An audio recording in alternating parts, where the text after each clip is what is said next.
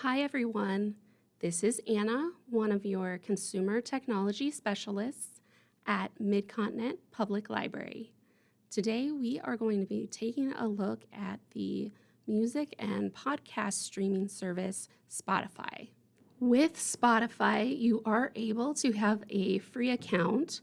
They do contain ads, and you're really only able to listen to the music on shuffle mode. But you can also pay for a monthly subscription to upgrade your account and remove ads, determine the play order, and download tracks to listen to offline. They also have a premium family plan, so if you find that many people in your family are using the service, you may decide that that's more economical to pay for the family plan, as it's a little bit more than a single person premium account. But if you're just wanting to kind of dip your toe in and see what the service is all about, you can definitely do that with the free account. You'll still be able to access all the content on the site. There are a few different options for how to listen to things on Spotify.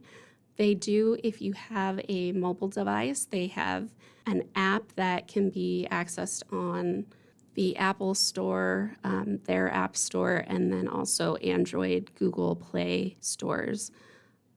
If you don't have a mobile device or are just wanting to listen on through a computer, you can stream directly from the website, which would require no downloading of any software. And they do also have a desktop application. Today, we're going to look at the desktop application. However, it's very, very similar to the setup of both the app and listening in the browser. So just to keep that in mind. You do just need to be connected to the internet as if you're using the free plan. To get started, I am just going to double click on the icon on my desktop, and that's going to open up the app for us. So this is the general setup for the app. There are two smaller columns on the left and right, and then the center column is much bigger, takes up most of the space. And then across the bottom, there is also another kind of menu bar. So we're just going to take a quick tour around to see what different things we can access. So right now we are on the home page, and I can tell because the home icon, it's a little bit like highlighted. So I know I'm on my home icon. We do have a big ad at the top here. And then below that, it would list any recently played music. So it would just kind of go across the top in a line if there was more played music. But as we scroll down, we should see some recommendations from Spotify. So looks like the first row here is podcasts, so recommended podcasts. Below that, more music options that are considered to be similar to what you've already listened to. They do also have charts, so you can see American top 50 songs. You can also see there's global charts, so all over the world, and then there are more by country if you click on the See All. So when we keep scrolling down, we will eventually get to playlists that are a little bit more unique. Rather than being a specific genre, they also have playlists based on mood. Many of them are curated by Spotify, but as we'll see in a little bit, you can create your own playlists, and then you can choose whether you want to make them public so other people might discover them and follow the playlists. So really, we could keep scrolling down here for a while, but we're going to go ahead and look at the next option on our left side menu, which is search. So when I click the search again, I have recent searches, and then I can browse without even actually searching. So this is going to be another way to discover music, podcasts, playlists. Spotify will, the more you listen to it, they will curate playlists specifically for you. So there is an option to have the made for you ones. They will mix genres that you like, artists that you've listened to that you like, different decades, mood, any kind of thing. And then one thing that pretty much every account gets is a weekly Discover playlists. So you could fall down a rabbit hole looking at all the playlists that they have. That is something that I personally think Spotify does really well, are the playlists.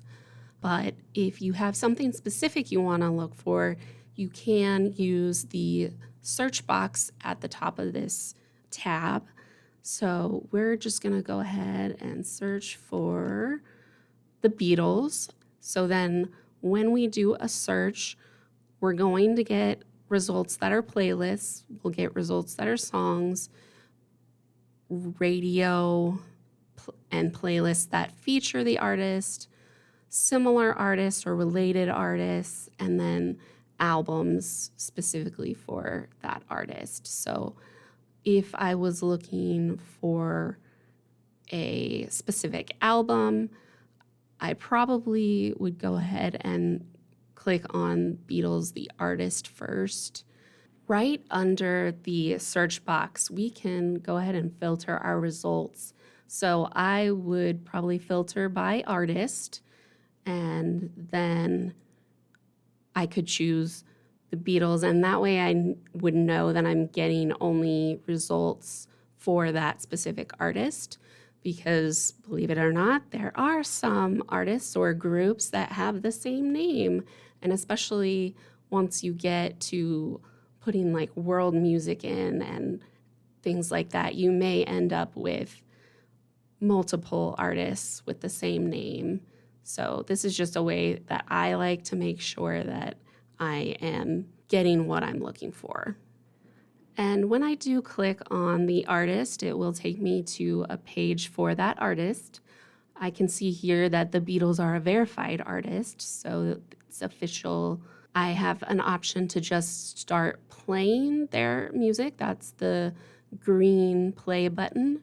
I can also follow this artist, and if it's an artist that's making new music, you will get updates, or you have the option to get notifications when new things are posted for the artist.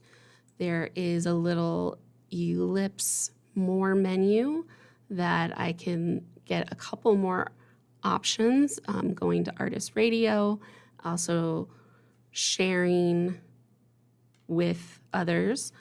And then below that, I'm going to get a short list of popular songs by the artist. Then below that, there is Discography. So that's going to be all the albums and compilations that the artist has released. After that, if there are playlists or other albums featuring the Beatles, that would show in this list. And then you'll get other artist suggestions based on what fans of this artist also tend to be fans of. For something like the Beatles, of course, we've got the group, and then each individual artist has their own page. So you can click one of those to go to a different playlist. If you even keep scrolling down, there is kind of a little blurb and about the artist section. So that's really what you can see when you're on the artist page. So the next thing we're going to look at is our library. So you want to click on the left side menu where it says your library. And this is a brand new account, so we don't have anything saved to our library at this point, which is why it is prompting us to go ahead and create a playlist. So you can click on that and create a playlist, or you can start creating a playlist from the left side menu. That's the next option. At that point, you are able to choose a photo for the playlist, title it, add music. You can even invite collaborators to also add things to the playlist. And then there is the search box, so you can go ahead and start adding actual content to the playlist. And then, as we can see now on the left side menu, underneath the top portion of the menu, I now have a My Playlist number 1 listed there. So as I make the playlist, they're going to be listed on that left side menu. And if I find a song that I like, but I don't want to put on a specific playlist, I can always just like it, and then there is the liked songs tab on that left side. Now, how I like a song is going to be something that we can see from our bottom menu. So when you play a song or start shuffle, you're going to see the information for that song show up on that bottom menu. So from the left to the right, we've got an album cover, the title and artist of the song that's currently playing.